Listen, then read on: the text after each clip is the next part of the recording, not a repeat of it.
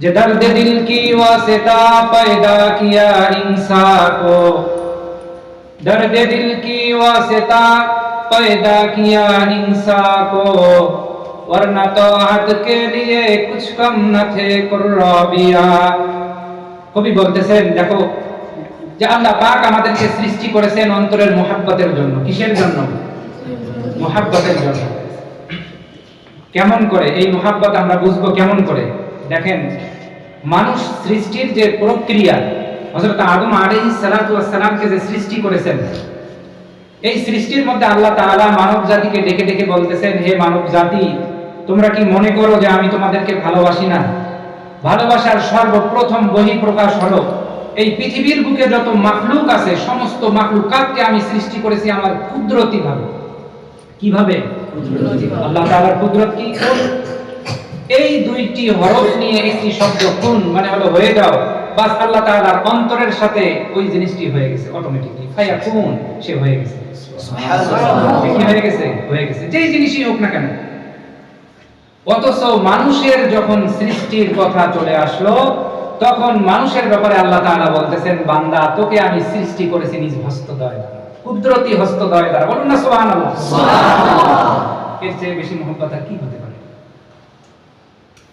আদম আলাইহিস সালাতু ওয়াস সালামকে সময় নিয়ে আল্লাহ তাআলা চাইলেই পারতেন যে বলে কোন তুমি হয়ে যাও, আদম হয়ে যাও, হয়ে যাইতো। কিন্তু আল্লাহ তাআলা আমাদেরকে সৃষ্টি করেছেন তার মনের মতো করে। কি? তার মনের মতো করে। শুধু একজন মানব আছে, যেই মানবকে সৃষ্টি করেছেন তার ইচ্ছা অনুযায়ী, তার পছন্দ অনুযায়ী, সেটা হলো হযরত মুহাম্মদ সাল্লাল্লাহু আলাইহি ওয়াসাল্লাম। ওনাকে সৃষ্টি করেছেন ওনার মন মতো। কিন্তু উনি ব্যতীত পৃথিবীর যত মাখলুকাত আছে, যত কি আছে মাখলুকাত আছে, এই সমস্ত মাখলুকাতকে আল্লাহ তাআলা সৃষ্টি করেছেন এটা হলো কি? আল্লাহ তাআলার কুদরতি ভাবে। আল্লাহ তাআলার কিভাবে? কুদরতি ভাবে। একমাত্র রাসূল সাল্লাল্লাহু আলাইহি ওয়াসাল্লামকে সৃষ্টি করেছেন,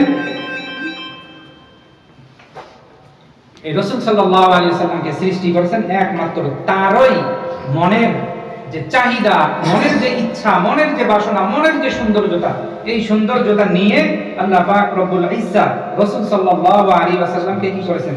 সৃষ্টি করেছেন।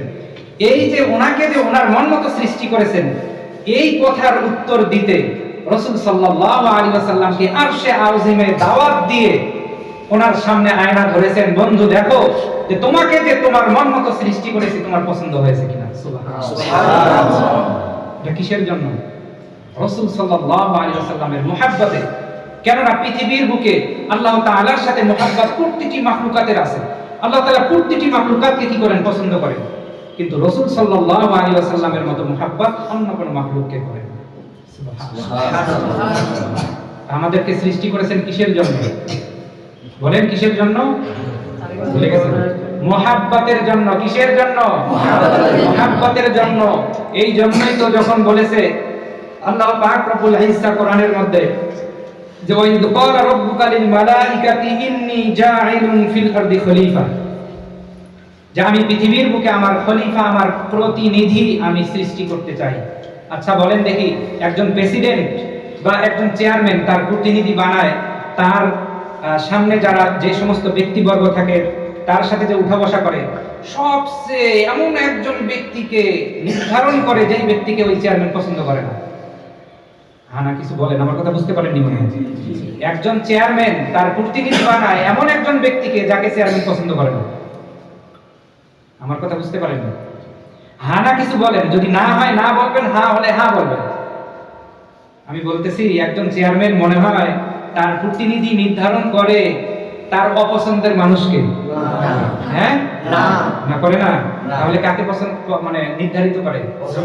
পছন্দের মানুষকে, মুহাব্বতের মানুষকে, যে তার সব সময় কাছে থাকে, ভালোবাসে, যে তাকে কি করে? মুহাব্বত করে, তার ভালো চায়, তাকে কি করে? প্রতিনিধি বানায়। এই জন্য আল্লাহ তাআলা ফেরেশতাদেরকে বলতেছে ইন্নী জাঈলুন ফিল আরদি খলিফা। তোমরা কি বলো ফেরেশতা? কি বলো? যে আমি আমার খলিফা, আমার প্রতিনিধি, আমার মুহাব্বতের একটা বহিঃপ্রকাশ আমি এই দুনিয়ার বুকে ছেড়ে দিতে চাই। তোমরা কি বলো? ফেরেশতা করে না না না, হবে না, এটা হবে না। ওয়াসফিকুদ দিমা, আপনি তো ইতিপূর্বে এক জাতিকে প্রেরণ করেছিলেন এই পৃথিবীর বুকে, জিন জাতিকে। তারা কি করেছিল? ওয়াসফিকুদ্দিমা, তারা খুন খারাপি, সন্ত্রাসী, যত প্রকারের নোংরা কাজ আছে সমস্ত নোংরা কাজ তারা করেছে। আপনি আবার ওই কাজগুলো করার জন্য আবার ইনসানকে কি করবেন? প্রেরণ করবেন। তখন আল্লাহ তাআলা বলেছিল, ফেরেশতা ইন্নী আ'লামু মা লা তা'লামুন, আমি যা জানি তোমরা কিন্তু তা জানো না। কে? আমি যা জানি তোমরা কিন্তু তা জানো না। এবং তার প্রমাণ স্বরূপ দেখিয়ে দিয়েছেন যে হযরত আদম আলাইহিস সালাতু ওয়াস সালামকে সৃষ্টির পর একটা প্রতিযোগিতার ব্যবস্থা করে দিলেন, যে দেখো আমি যে এই যে সৃষ্টি করেছি আমার কুদরতি মুহাব্বতের একটা মানুষকে, একটা মানবকে, এই মানবের পরিচয় তোমরা যদি জানতে চাও, তার মর্যাদা যদি তোমরা জানতে চাও, আসো তার সাথে প্রতিযোগিতা করো। কই আমরা রাজি। ফেরেশতাগণ করে কি? কই আমরা তো পুরো দিনে জান্নাতের মধ্যে ঘুরে ফিরে বেড়াই, আসমান জমিন সবকিছু আমাদের পুঙ্খানুপুঙ্খানু ভাবে জানা আছে। কোথায় আসমান, কয় আসমান কত স্তরের, সবকিছু আমাদের কি আছে? জানা আছে।